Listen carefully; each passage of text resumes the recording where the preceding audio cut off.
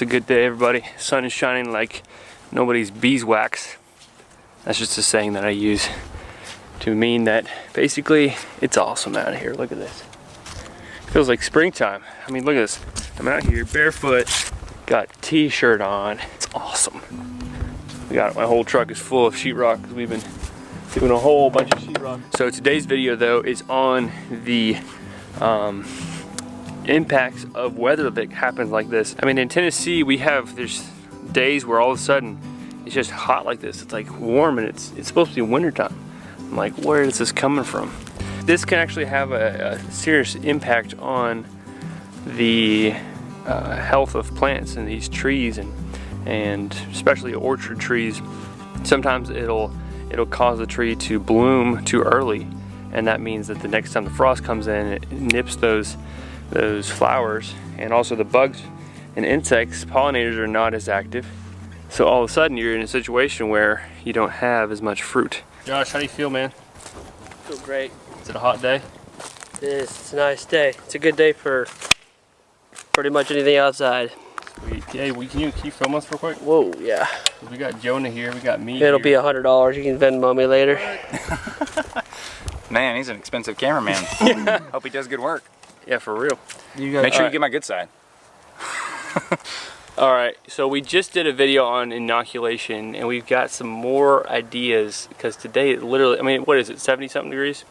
Yeah, ridiculously It awesomely feels so warm. good in February. So we're like, I guess it's almost March, but still it's supposed to be winter time and yet it's not here in Tennessee.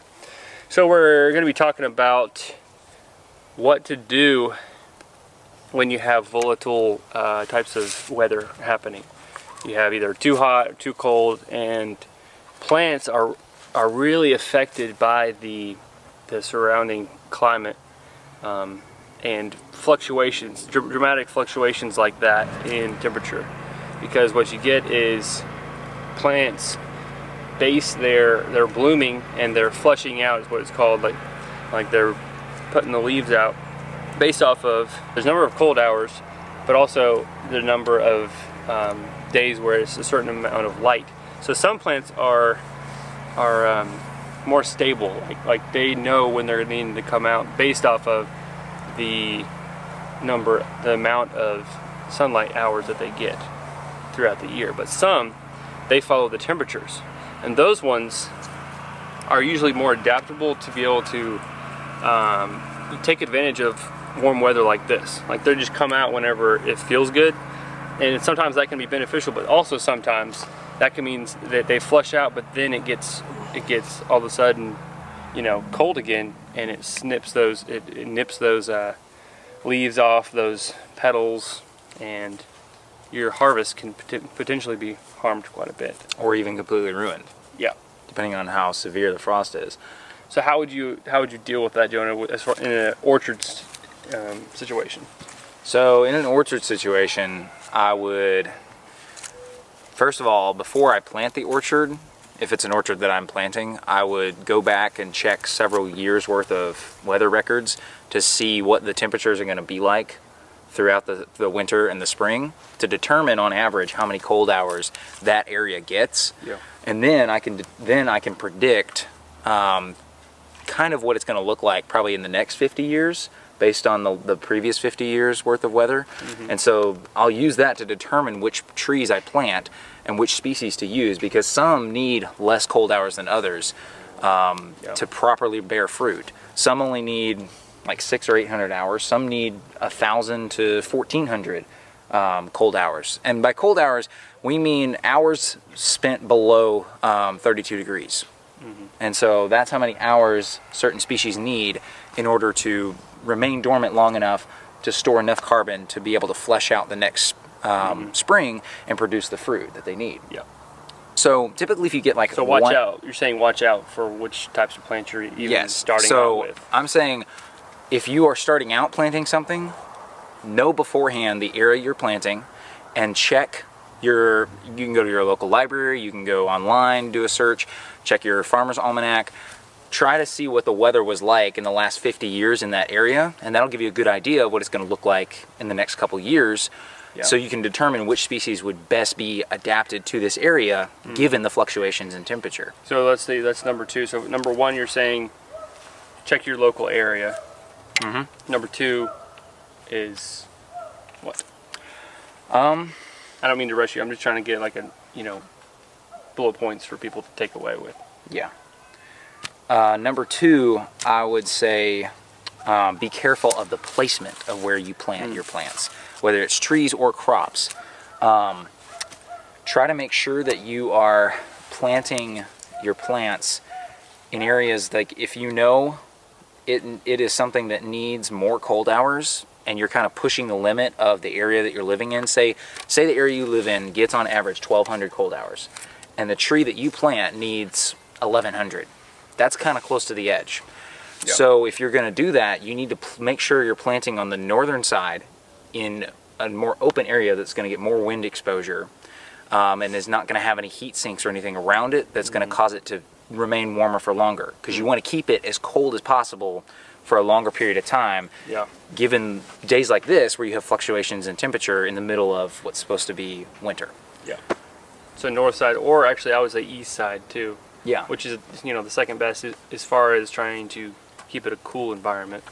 Exactly. But it works the other way around too. You can do more almost tropical, not quite tropical around here, but you can get it to where you're planting more plants that need that warmth in, like you said, heat pockets. Yeah. And on the south side or west side, get that evening sun that's warmer, things like that. And a third point would be, this is specifically for trees. It doesn't necessarily apply to crops, because you can send seeds and plant crops all across the country, and it typically doesn't have a very adverse effect, as long as you're not introducing something that might bring a pest into an area that doesn't belong there.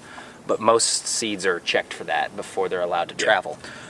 This applies to trees. If you're planting trees, you never want to procure a tree from a orchard that is more than 200 miles east or west of the location you're living, and no more than 50 miles north or south of the area you're living, because that's seriously going to mess with the temperature.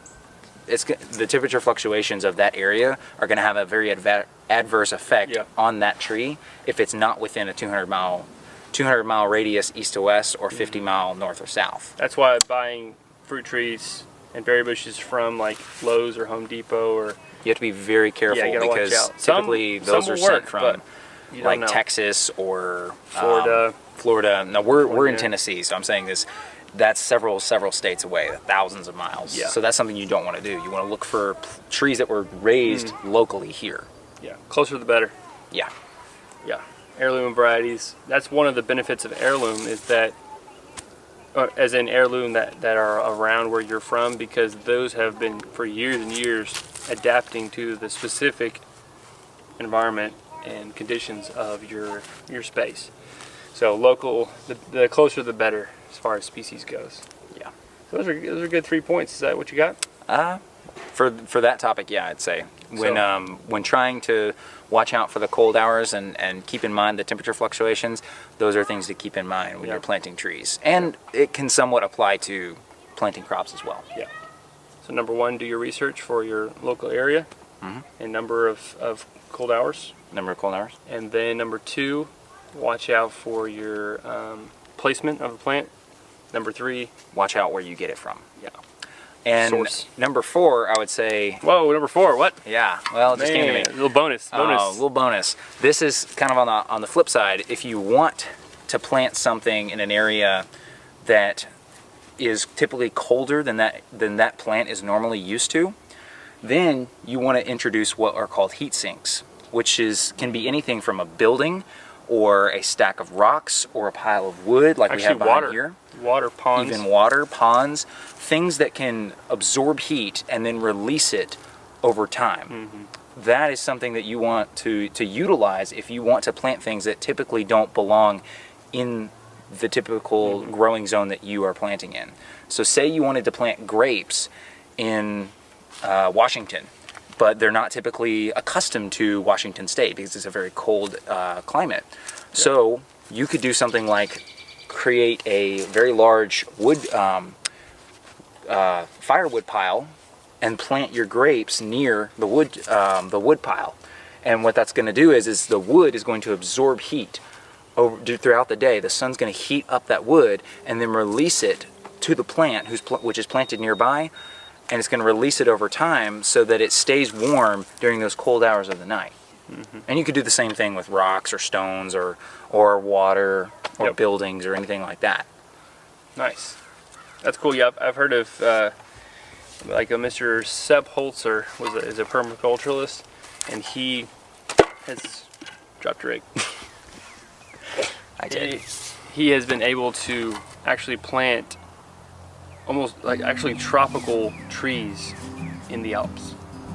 That's what I've heard. Yeah, by using these pools of water, larger rocks, different topography, and also sides of the mountains. It's incredible looking at it happen. That's gonna be the video. So there we go. Good times. Good job, Jonah. I wonder if they can see your eyes this whole time because it's so shady.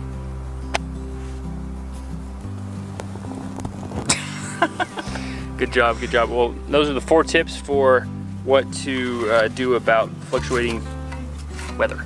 See you guys next time. Thanks, Josh, for being the cameraman. Hat throw. Hat throw. No, I'm gonna film you. Jonah knows. I'm gonna film Josh. I'll throw a hat then. I want you to be in the video, Josh. Here. Just for giggles.